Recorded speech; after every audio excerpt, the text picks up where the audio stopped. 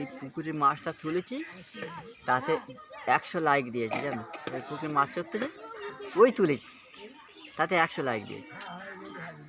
হ্যাঁ,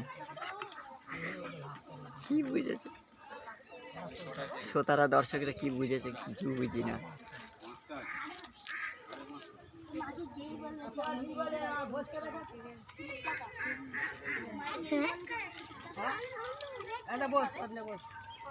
পুকুরে মাছটাই ভালো লেগেছে, বুঝতে পেরেছি।